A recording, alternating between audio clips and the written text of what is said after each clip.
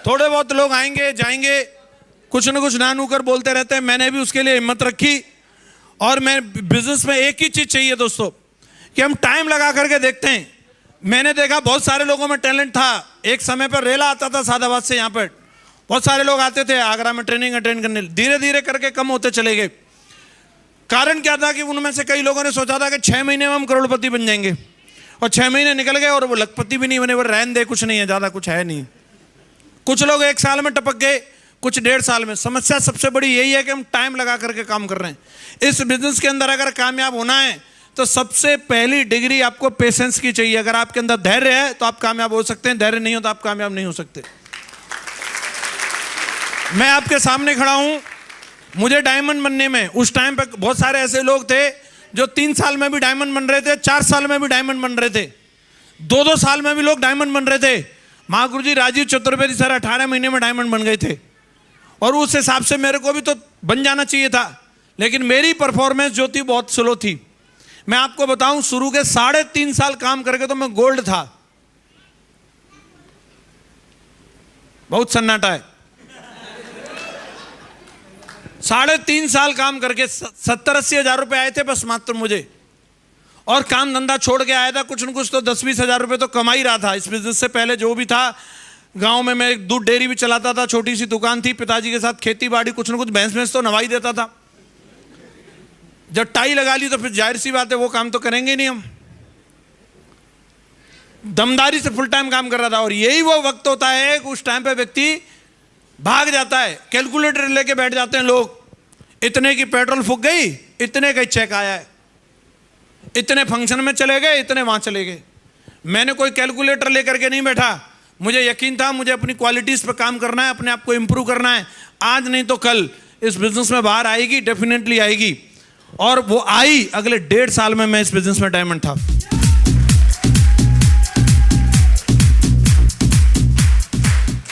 आपको पेशेंस रखने की आवश्यकता है। कितने लोग बोलते हैं हम पेशेंस रखेंगे? ये एक क्वालिटी है जो आपको कामयाब बना सकती है। डायमंड बनने के लिए 5 साल लगे, चाहे 7 साल लगे, चाहे 10 साल लगे, फर्क इस बात से नहीं पड़ता।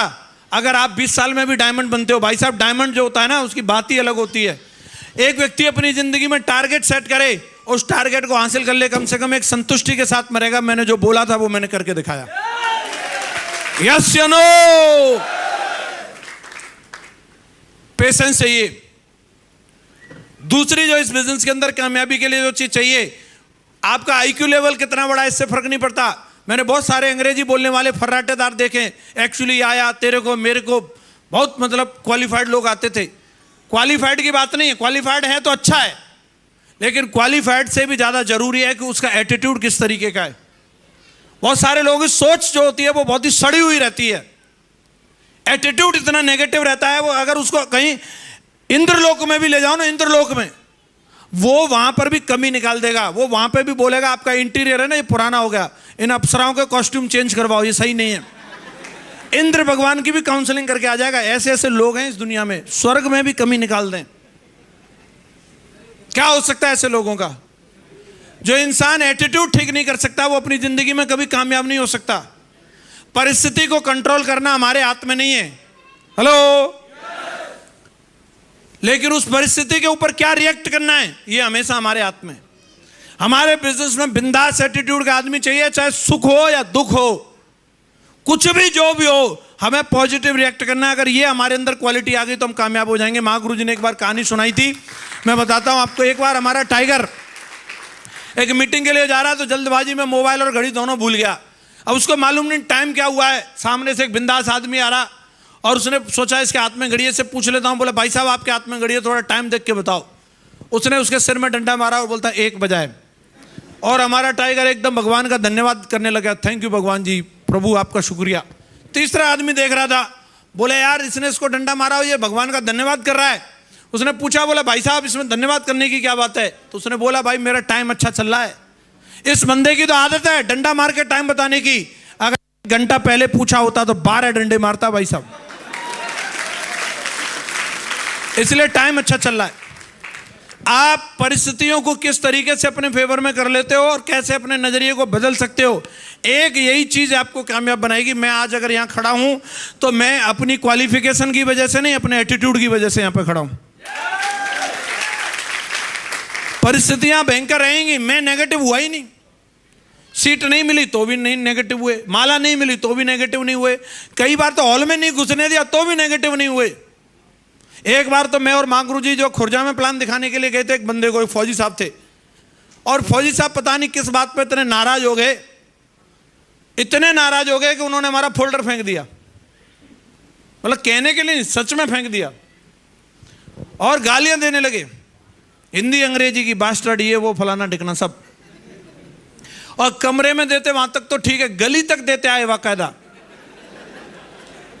मैं कह रहा हूं उनसे, समझा भी रहा मैं, कोई बात नहीं फौजी साहब, वो रुक ही नहीं रहा बंदा, साला दोबारा दिख मत जाना गली में, कुत्ते छोड़ दूंगा तुम्हारे पीछे। इतना खतरनाक आदमी, बहुत घोर बेइज्जती हुई। अभी मेरे को ये लग रहा माँ गुरु जी कहीं मुझे डांटे नहीं, साला कैसी जगह लाया, और माँ गुरु जी सोच रहे कि हमारा टाइगर नेगेटिव ना हो जाए। मैं गुरु जी को समझा रहा, गुरु जी मुझे समझा रहे, हम दोनों फुल पॉजिटिव थे।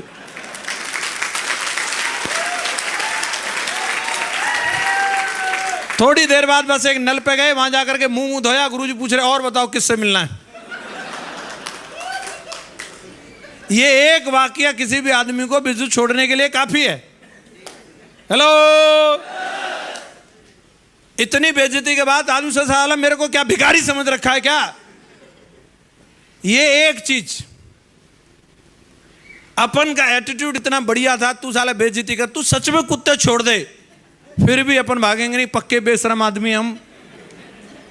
ये एक डिग्री जिसने डेवलप कर ली, समझ लो वो कंफर्म डायमंड है। और जो छोटी छोटी बातों को लेकर तूने क्या, मेरे को ये नहीं पूछा, समोसा में चटनी नहीं थी, समोसा की चटनी देख रहा है कि तू 8 लाख रुपए देख रहा है।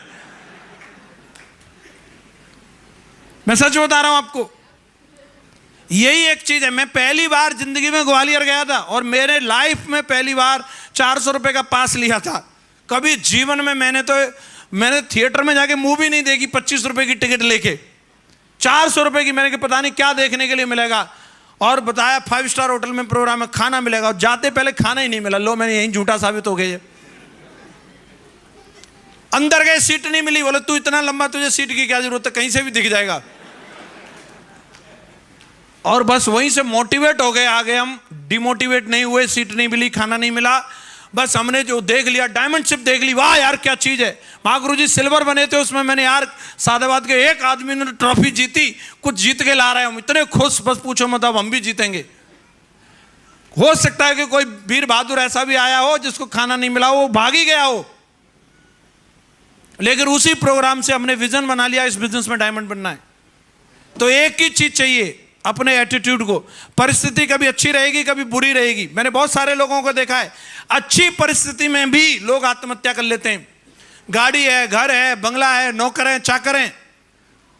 आपने सुना होगा न्यूज में, गया के डीएम साहब थे, गाजियाबाद में आकर के ट्रेन के सामने कटे, आत्महत्या की। ललित होटल में रूम लेके रुके, वहां सुसाइड नोट लिख के गए। अब आप ये तो मत कहना कि डीएम था तो बुद्धि नहीं थी, नहीं, तुम बन के दिखा दो पहले। हाँ जी, डीएम का मतलब समझ रहे हो, राजा होता है एक जिले का। आदमी क्या ऐसी चीज रही होगी, तो पता चला उनकी पत्नी में और मां में झगड़ा होता था, दोनों पूछती थी पता किससे ज्यादा प्यार करता है, बोले मैं ये डिसाइड नहीं कर पा रहा किससे ज्यादा करता हूं, इसलिए मर रहा हूं। इतनी सी बात पे आदमी ने आत्महत्या कर ली। ऐसे भी लोग हैं, और ऐसे भी लोग हैं, आप चले जाना, ज्यादा नहीं, आगरा कैंट स्टेशन पे ही, और उनके हाथ में देखना, हाथ नहीं है, पैर नहीं है, बैरिंग वाली गाड़ी पर चल रहा है और गाना गा रहा है, परदेसी परदेसी जाना नहीं।